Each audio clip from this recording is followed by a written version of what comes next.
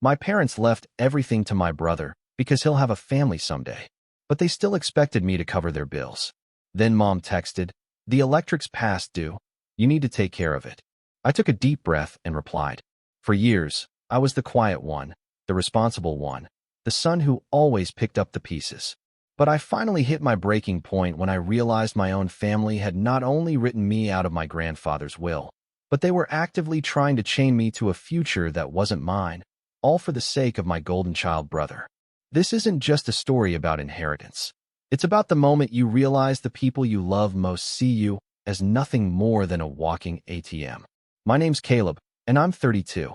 For most of my life, I've played the role of the responsible one.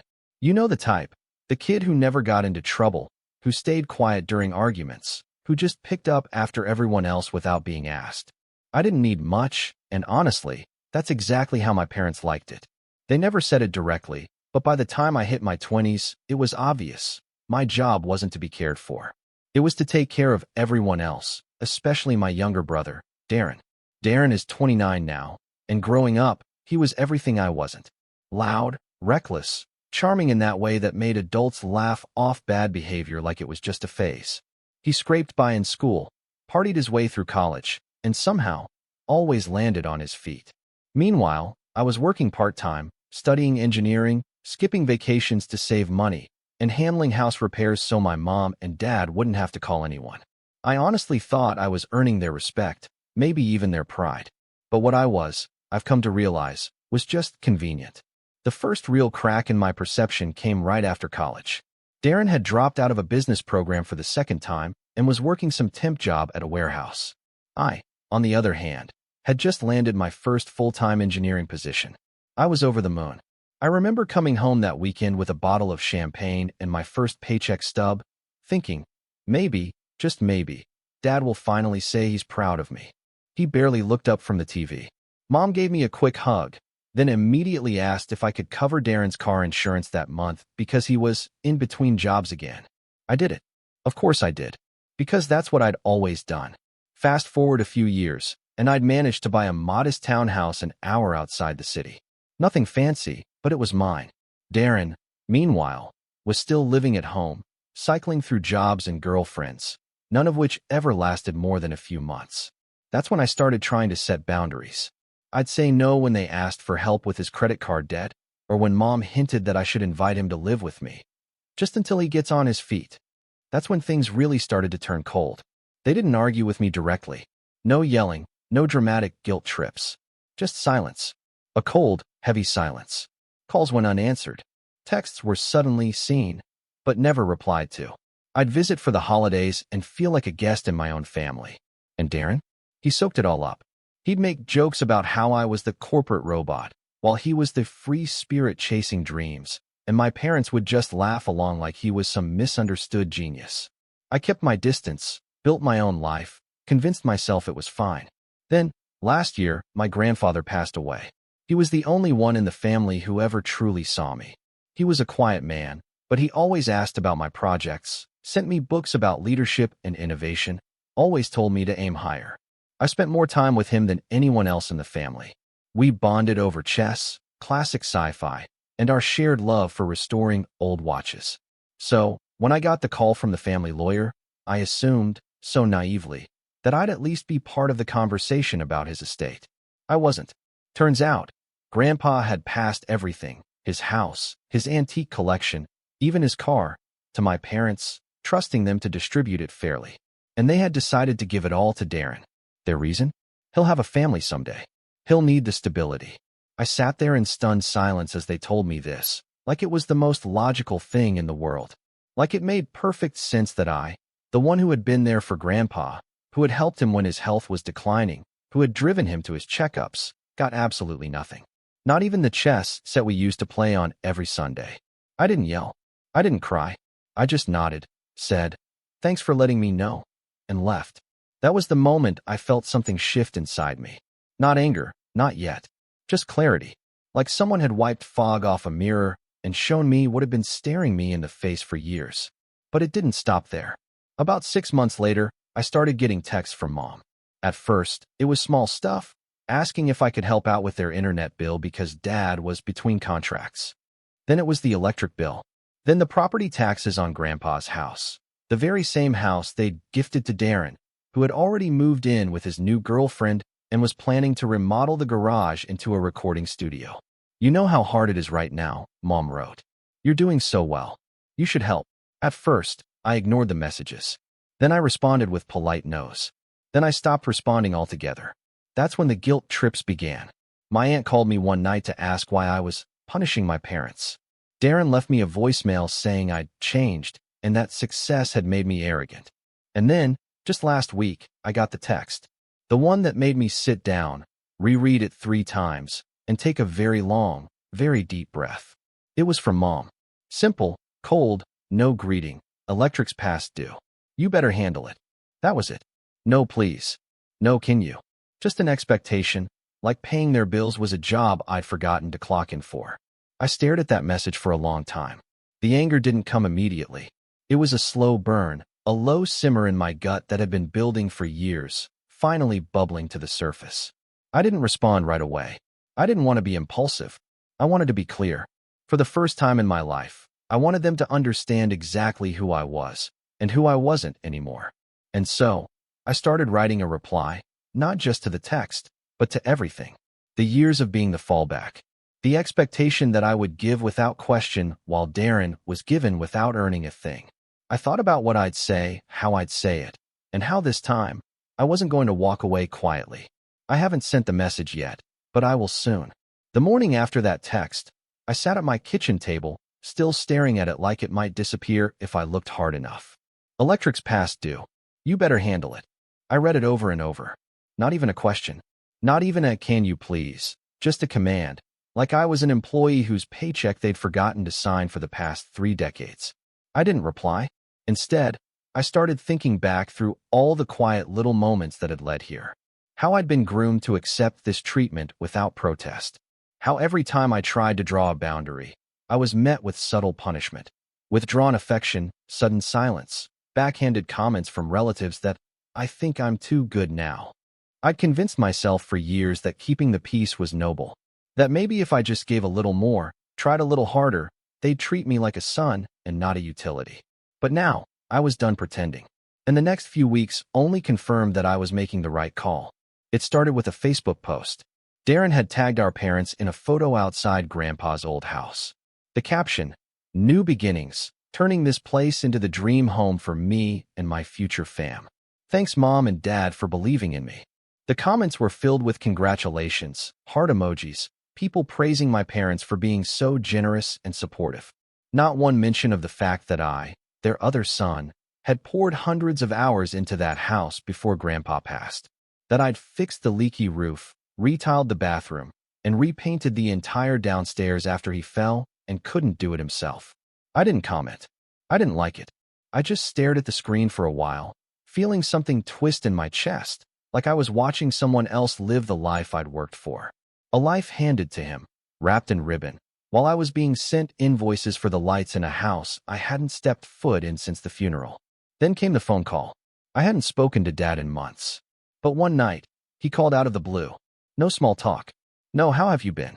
Just a deep sigh. And then, you know your mother's not doing well with all this stress, Caleb. I waited for him to continue, confused. All what stress? He scoffed, like I was being difficult on purpose. The bills, the house upkeep. And now Darren's talking about starting a family soon. We thought you'd be more involved. I nearly dropped the phone. Involved? I'm not even invited, Dad. There was a long silence. Then he said something that snapped something clean in me. We didn't think you'd mind, Caleb. You don't need what Darren needs. He's going to have kids, a wife. You're, independent. That word, independent. It used to feel like a compliment. Now, it felt like a polite way of calling me disposable. I didn't yell. I didn't argue. I just said, I've got to go, and hung up. The next week, I got a letter in the mail. At first, I thought it was junk. No return address, just my name printed on the front. But inside was a neatly folded list of expenses, handwritten in my mother's familiar cursive. Internet, gas, electric, property tax. At the bottom, your share $740. Please send before 15th. No note, no explanation, just a bill. My hands trembled as I folded the paper back up. I could feel the old instinct kicking in, the voice in my head that told me to keep the peace. Just pay it. Don't make things harder. But another voice had started speaking too. One that asked, "Why are you financing their favoritism?" And that voice was getting louder. I didn't pay the bill. Instead, I called my friend Jordan, an old college buddy who'd gone into estate law, and asked a question I'd never thought I'd say out loud. If someone gives away inheritance before probate, and there's no written will, is there anything that can be done? He paused. You're talking about your grandfather? I nodded, even though he couldn't see me. Well, he said slowly, if it was verbal and there's no paper trail, it's hard to dispute. But if they misrepresented the inheritance, or used coercion, or if there's proof your grandfather's wishes were ignored, you might have a case. What? I didn't answer. I just thanked him and hung up. The next family event I got invited to was Darren's engagement party. I hadn't seen him or my parents since that phone call, and I was shocked they even bothered to include me. The invite came in the mail, gold foil lettering and a picture of Darren and his fiancée posing on the porch of Grandpa's house. The same porch I'd painted the summer after college while Darren was off on a last-minute cruise, paid for by Mom's emergency savings. I wasn't planning to go, but then I thought about that chess set, the one Grandpa had promised me when I was 16 after I finally beat him in a full match. You've earned it, he'd said, smiling. Someday, this will be yours. I never saw it again after he died. I checked the invitation one more time. No personal note, no message from Darren, just a printed line that said, "Let's celebrate love and family." Family, right? I marked the date on my calendar. I didn't know exactly what I was going to do yet, but something had shifted. I was no longer trying to be included. I was planning my exit, and I wanted them to remember it. The day of Darren's engagement party arrived with the kind of heaviness that settles in your bones before you even get out of bed. I hadn't RSVP'd, hadn't called, hadn't given them any reason to expect me. But I went anyway, not to celebrate, not to make peace, but because I needed to see with my own eyes just how far gone this family really was. The house looked almost unrecognizable. Grandpa's clean, weather-worn white siding was now some trendy charcoal gray. The old rose bushes were ripped out, replaced with a soulless rock garden. The porch, the one where we used to sit in silence watching the sun dip behind the hills, had been extended into a wide wraparound deck with twinkle lights and overpriced patio furniture. And right there, on a custom wooden sign hanging beside the door, the future home of the Bell family. Darren's last name, not ours. I stepped through the door and was hit with a wave of laughter, chatter, and the clinking of glasses. The air smelled of catered appetizers and designer candles. No trace of the old home that once held quiet afternoons and creaky floorboards. I wasn't greeted. No one even noticed I'd arrived at first. I stood by the door for a full minute before my aunt finally spotted me and came over with a forced smile. "Caleb, so glad you made it." I nodded, trying to keep my face neutral. Mom was near the fireplace, chatting with some women I didn't recognize. She turned just enough to make eye contact with me, and then looked away, just like that, as if I were someone's awkward coworker who had shown up by accident. Dad eventually walked over and gave me a firm handshake like we were business associates. "You're looking well," he said. "Yeah," I replied. He gave a curt nod and then excused himself to check on the food. I watched as Darren made his grand entrance from upstairs with his fiancée, Tessa, I think her name was, laughing at something he'd whispered in her ear. The room practically erupted in applause. He soaked it up like a politician at a campaign rally, waving, giving finger guns, even winking at a few of the guests. When he finally saw me, his smile faltered just slightly. Then he walked over with that casual swagger I'd known since childhood. "Caleb, wow, wasn't sure you'd show up." "Got the invite," I said. "Yeah, well, no hard feelings about the house, right? I mean, Mom and Dad did what they thought was fair." He chuckled. "Hey, at least you don't have to worry about renovations, right? You're the free agent. No strings." He trailed off with a shrug like it was out of his hands, like I should be thanking him for even mentioning me at all. I didn't respond. I just looked past him, toward the display table near the kitchen. There, under a glass case, was something that stopped me cold. Grandpa's chess set, polished, on display, labeled like a museum piece. A tiny engraved plaque read, "From our family's legacy. Now part of our new beginning." I felt something inside me crack. That set wasn't just sentimental. It was symbolic. It was mine. Not legally, maybe, but spiritually. Grandpa had promised it to me. I remembered every piece, every smooth wooden bishop, the worn edges of the pawns. That set had seen me through adolescence. It had sat between us through conversations about life, ambition, self-worth. I'd never asked for anything else from Grandpa because I believed that set was enough, that it meant something. And now it was just a prop in Darren's showroom of success. I turned away before anyone could see the heat rising behind my eyes. I went out to the backyard to clear my head, but that was a mistake, too. The backyard had been transformed into a full event space. White tents, fairy lights, a bar, even a hired photographer. And that's when I heard it. "We're thinking of asking Caleb to co-sign the mortgage," Tessa was saying, her voice soft, but not soft enough. "Just until the new loan clears. Darren said he's good for it, but the bank wants more income on the application." I froze behind a pillar, listening. "Your mom said he'll do it," she added. "She said he always helps when she asks." My breath caught. They weren't just assuming I'd pay the bills. They were making plans to tie me financially to a house I didn't own, didn't live in, wasn't even welcome in. I stood there in stunned silence, my mind racing. A cosign mortgage? That wasn't help. That was a shackle. Then I heard Darren's voice from the other side of the tent. "Caleb won't say no. He never does. He acts all cold sometimes, but deep down, he still wants their approval. He'll cave." They all laughed. That was it. The moment. The betrayal wasn't just that they'd taken the inheritance. It wasn't even the lies or the erasure of everything I'd done for the family. It was this plan to chain me again to their convenience. This belief that I was so desperate for crumbs of affection that I'd sabotage my own future just to stay in their orbit. I walked back inside and headed straight for the display case. I stared at the chess set one more time. The queen was in the wrong spot. They didn't even know how to set it up properly. I looked around at the house, at the people laughing, drinking, congratulating each other for building a future with my legacy. And I felt something I hadn't felt in years. Power. Not anger, not bitterness. Just quiet, resolute clarity. This wasn't my family anymore. And I wasn't their safety net. Not anymore. And what I did next made sure they would never forget that. I left the party without saying goodbye. I didn't make a scene, didn't throw accusations, didn't scream or cry or flip a table like I used to fantasize about when I was younger and angrier. I just slipped out the side door and walked down the street until I reached my car. The neighborhood was quiet, the kind of quiet that made you hear your own breath too loudly. I sat behind the wheel for a long time, staring at the dashboard, hands motionless on my thighs. The street lamps made long shadows across the windshield. Everything looked unreal, like I was watching my own life from outside my body. That chess set, that conversation about the mortgage, that look on Mom's face when she saw me and just turned away. I'd never felt more disposable, like I was a credit line with a pulse, like my value was in what I could do, not who I was. That kind of realization doesn't come like a lightning strike. It's slower, a dull ache that builds over years until one day, you just can't carry it anymore. That night, I didn't go home. I drove nowhere in particular, just kept the engine running and let the road carry me through the city, past late-night gas stations and empty parking lots and convenience stores still lit by flickering neon.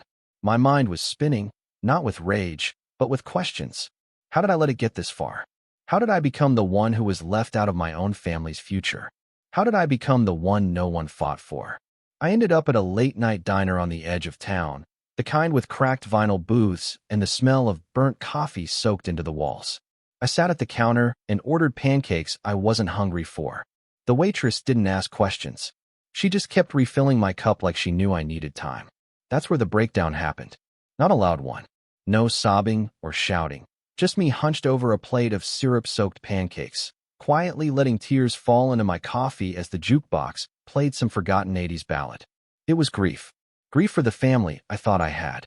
For the version of myself I'd killed off piece by piece to stay in their good graces. For the time I'd never get back. I didn't go into work the next day.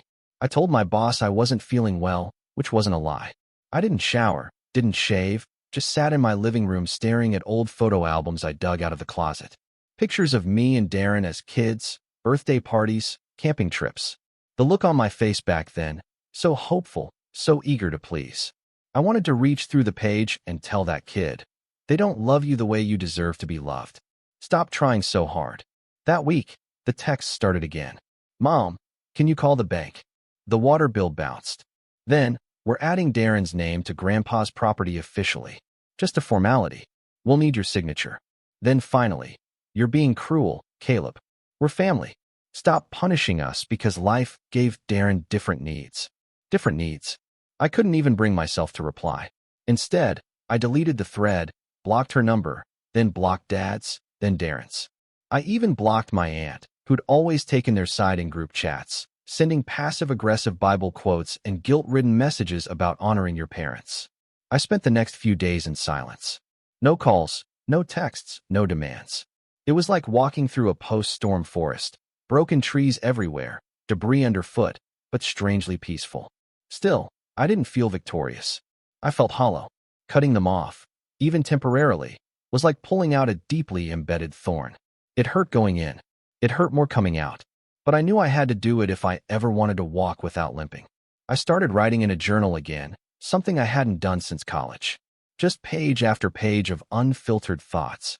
Every memory, every moment that now made sense in hindsight. The times I fixed the fence while Darren played video games.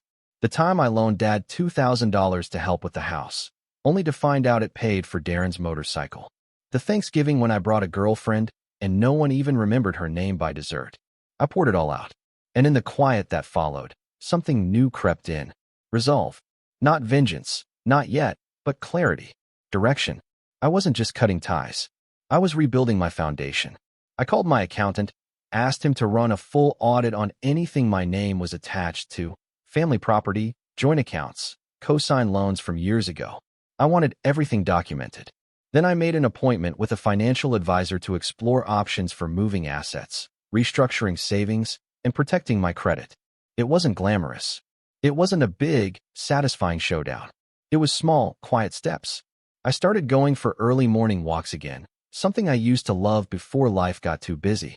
I cleared out old clothes, rearranged my living room, threw away things that no longer sparked anything in me.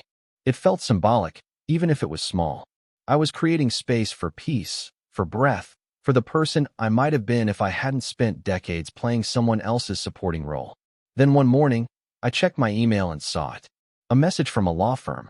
Subject: Transfer of property and financial responsibility. I opened it, heart pounding. Inside was a PDF, a document that listed my name as a co-owner of Grandpa's house. Not legal owner, but financially responsible party. It had been filed 3 months ago. No one had told me. No one had asked. And now the bank considered me equally liable for any debts attached to the house: repairs, property tax, mortgage refinance fees. They had signed me into their future without permission, without warning. I stared at the document for a long time. Then I picked up my phone and called someone I hadn't spoken to in over a decade. Grandpa's old lawyer. I still had his business card. I kept it in a drawer tucked inside a watch Grandpa had given me for my college graduation, a watch Darren once joked looked cheap. The lawyer answered after the second ring. "Mr. Langley," I said. "This is Caleb. Caleb Warren. I was Lewis Warren's grandson." There was a pause. Then a warm, familiar voice replied. "I remember you, son. Your grandfather was proud of you. How can I help?" I took a breath and I told him everything. Mr. Langley didn't interrupt. Not once.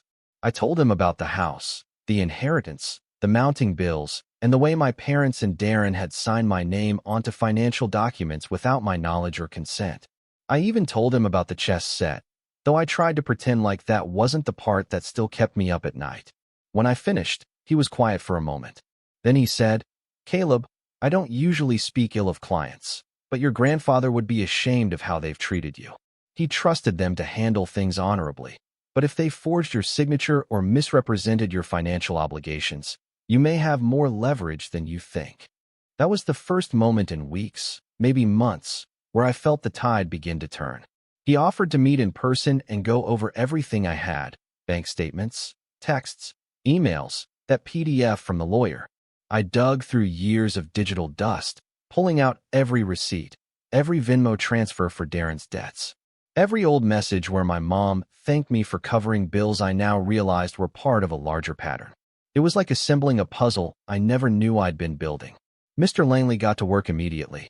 He helped me draft a legal notice requesting removal of my name from the property's financial obligations, citing lack of consent and misrepresentation. He also flagged the mortgage application that Tessa had mentioned at the engagement party and confirmed they had tried to add me as a co-signer, but it had been declined because they lacked a signed document from me. I wasn't just cutting them off anymore. I was protecting myself. Meanwhile, something else started happening. With all the energy I used to pour into my family's drama, I suddenly had time, space to focus on things that actually mattered. I started showing up to work sharper, more alert. My manager noticed. I was offered a project lead position for a high-profile infrastructure redesign in the city, something I would have never taken on if I were still playing damage control back home. I accepted. Then I did something I'd never done before. I booked a vacation, a real one. 2 weeks in Lisbon, alone. It wasn't just to get away. It was a declaration that my time, my peace, my life was mine again. On that trip, something shifted in me. I journaled daily, walked the hills with no schedule, sat at cafes without checking my phone. There were no emergencies to fix, no family drama pulling me back in. Just me, a city I didn't know, and the sound of my own voice finally getting a chance to speak uninterrupted. And I started to hear it clearly. I wasn't broken. I wasn't cold. I wasn't the selfish one. I was free. When I came back, I found a letter waiting at my door, certified from my parents' lawyer. They were surprised by the legal notice. They felt betrayed, claimed they had only ever tried to give Darren a chance at a real life, that they assumed I would understand given how well I was doing. But the final paragraph was the kicker. They asked me to reconsider, to undo the paperwork, to not make this public. The implication was clear. They were scared that I might tell people what they'd done, that the mask they wore in public, that of a generous, close-knit, traditional family, might finally crack. That's when I knew I had the upper hand. Because for the first time, they needed me, and I didn't need them at all. I wrote back a single sentence. All further communication can go through my attorney. A week later, Mr. Langley called with news. My name had been formally removed from all legal responsibility regarding the property. They'd backed off quietly, begrudgingly, but completely. It felt like a final key turning in a lock I hadn't realized I'd been trapped behind. Then, 2 months after that, I got an invitation in the mail. Not from my family, but from a local nonprofit, one I'd once donated to on a whim years ago. They were asking me to be a guest speaker on a panel about financial independence, setting boundaries, and recovering from toxic family dynamics. Apparently, I'd shared a personal note with them back then in a donation message, and someone had kept it. They wanted me to tell my story. I almost declined, but something told me to go. Standing on that stage, I told a room full of strangers about a chess set, a forged document, and the long, painful road of learning to stop begging people to treat me with dignity. I watched faces nod, eyes widen, and shoulders ease as they saw parts of themselves in my story. Afterward, someone came up to me, a woman in her 40s, teary-eyed, and whispered, "Thank you." I thought I was the only one. I wasn't just healing anymore. I was helping. And as I walked home that night under a sky free of clouds or expectations, I realized something important. I hadn't lost a family. I had outgrown one. And the best part? I was just getting started. About a month after the nonprofit event, I got an email from someone unexpected. It was from an old friend of my grandfather's, Mr. Reinhardt, a historian and antiques appraiser who used to come over sometimes when I was a kid. He'd sit with Grandpa in the sunroom, sipping coffee and talking about the provenance of old warm metals, vintage clocks, and obscure board games. I hadn't seen him since I was a teenager, but the email was warm, direct, and surprising. He wrote, "Caleb, I happened to see you speak at the panel a few weeks back. You've grown into a man your grandfather would have been immensely proud of. I wanted to reach out because something's come to my attention that you may not be aware of. Something concerning your grandfather's belongings. Would you be willing to meet?" That last sentence lit a spark in me. We arranged to meet at a quiet cafe downtown, the kind where you can still hear the clink of ceramic mugs and the soft hum of conversation. Mr. Reinhardt was older now, slower, with deeper lines etched into his face, but his eyes were sharp and his memory sharper. We sat down and he wasted no time. "Your grandfather had a will," he said. I froze. I thought he left everything to my parents. He shook his head. He had a will. One he wrote himself about 8 months before he passed. I helped him draft it. In fact, he wanted everything to be clear. Most of his personal belongings were to go to you, including that chess set. My stomach dropped. But the will was never filed. Your parents insisted there wasn't one. He nodded gravely. I was surprised when I heard they claimed there was no documentation. I assumed they had changed plans, or perhaps your grandfather never finalized it. But then I found this. He pulled a slim envelope from his coat pocket, worn but sealed with wax. The handwriting on the front was unmistakable, Grandpa's. To be opened by Caleb Warren upon my death. I took the envelope with trembling fingers, barely able to breathe. Inside was a single page. Caleb, if you're reading this, then something has gone wrong, and this letter never made it to you the way I intended. I want you to know something, son. You were always the one I believed in, the one who showed up, the one who earned every ounce of my respect. I asked your parents to distribute things fairly, thinking they'd honor my wishes. But just in case they didn't, I wanted to put this in writing. The chess set is yours. So are my watch collection, my military memorabilia, and the safety deposit box at Hanover Bank. Box 442. Everything in that box is yours by right, not charity.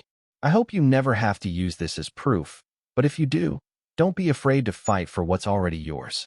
Grandpa, I read the letter 3 times before I looked up. Do you know what's in the box? I asked. Mr. Reinhardt smiled faintly. Only your grandfather knew for sure, but I can tell you this. He once told me that legacy isn't just about money or things. It's about making sure the right people carry the torch. That same afternoon, I went to Hanover Bank. It took some verification and a couple of hours, but eventually a bank manager led me into a quiet back room with a vault door. I signed a release, showed my ID, and was handed a small iron key. Box 442 was heavy. Inside, I found a certified copy of the original will, signed and dated. An insurance appraisal for the chess set and several antique watches, totaling over $80,000. A handwritten inventory of Grandpa's military medals and antique tools, each with a note about its history. And tucked beneath it all, a flash drive. I took it home and plugged it into my laptop. The drive contained several documents, scans of receipts, letters, property transfers, and one folder labeled Darren.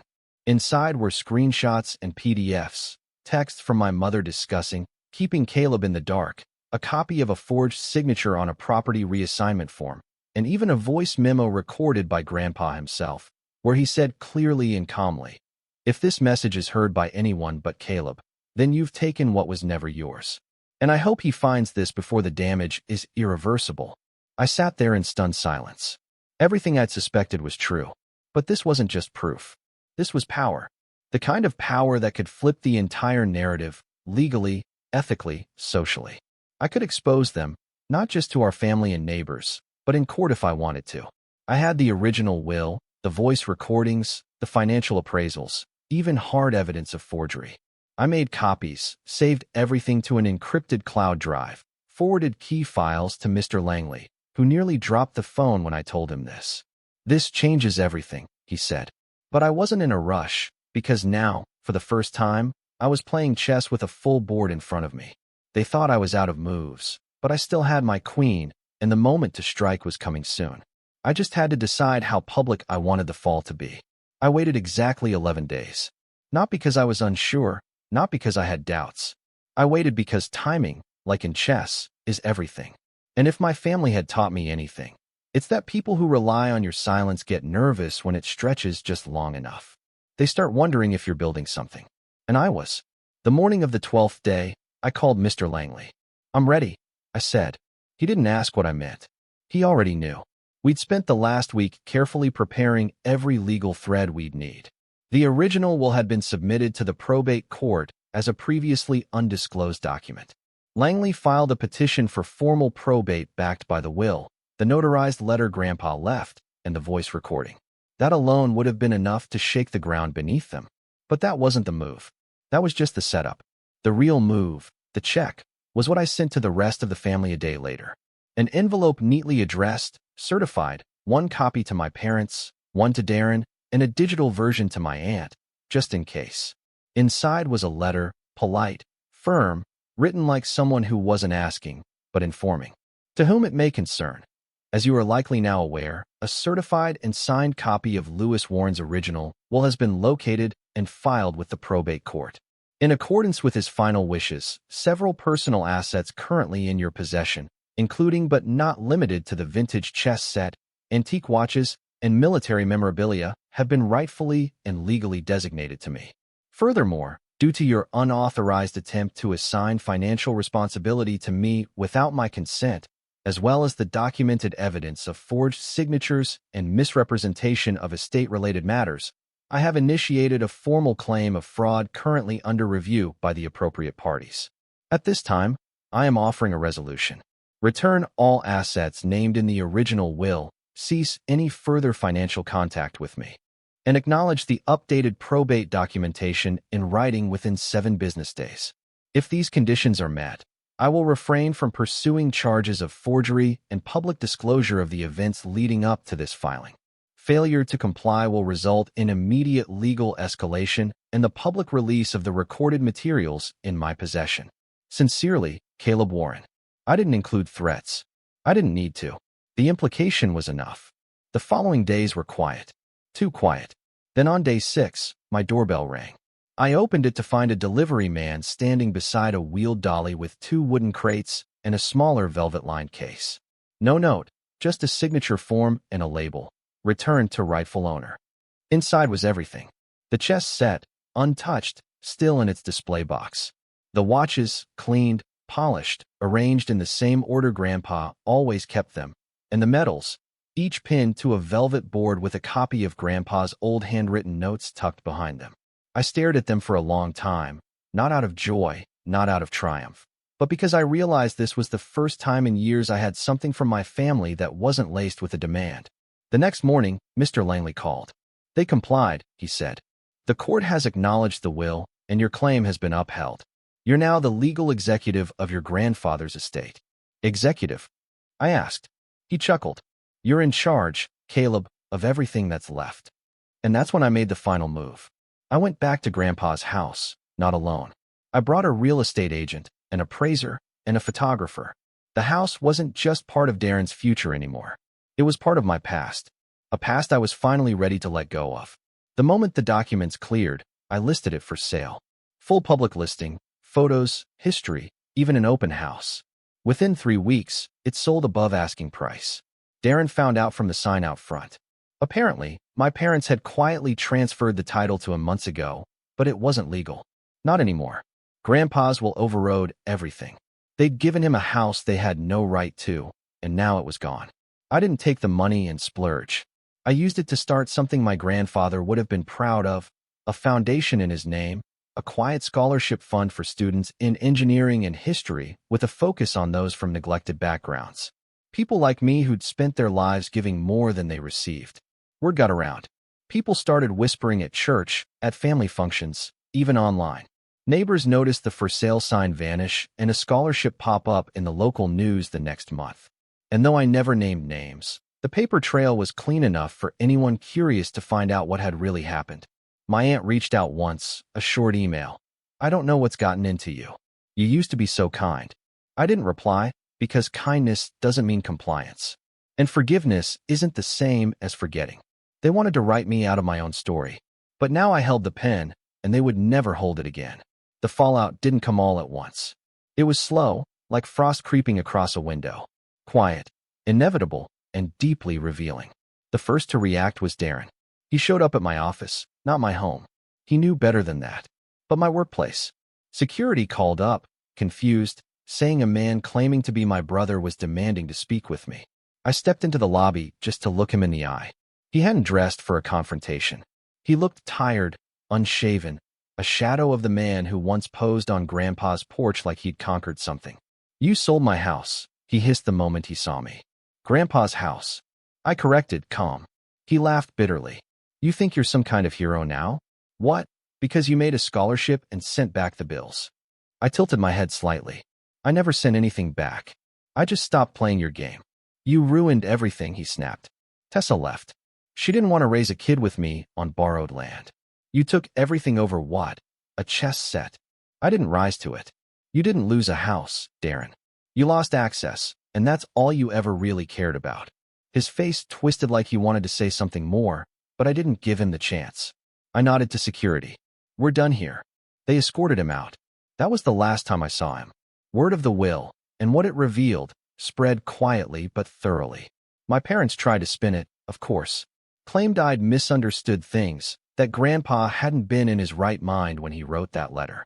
But once the forgery came up in court records, people began stepping back. Neighbors who once praised their family values stopped waving. Church members asked quiet questions they couldn't answer. Even my aunt, ever the voice of guilt, disappeared from my inbox. No more Bible verses. No more digs about honoring thy father and mother, because you can't shame someone who no longer needs your approval. Financially, they took a hit.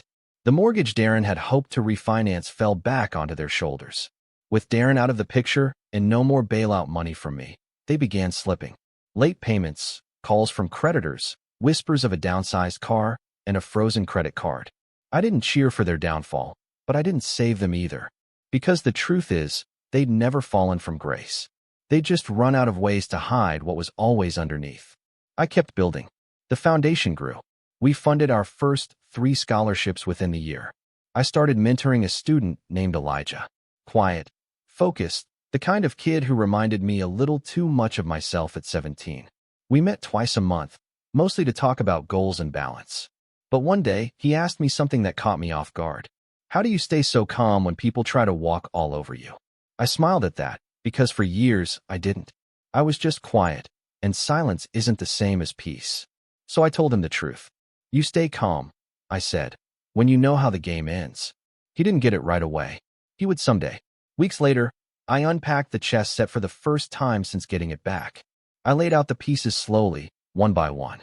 Felt the weight of the king in my palm, the groove where Grandpa's thumb used to rest. And then without realizing, I whispered something aloud to the empty room. Checkmate. And I finally felt it. I'd won. But more importantly, I'd finally set myself free. If you enjoyed this story, don't forget to hit that like button, subscribe for more crazy Reddit tales, and ring the bell so you never miss the next one. And hey, share your thoughts in the comments. I'd love to know what you would have done in this situation.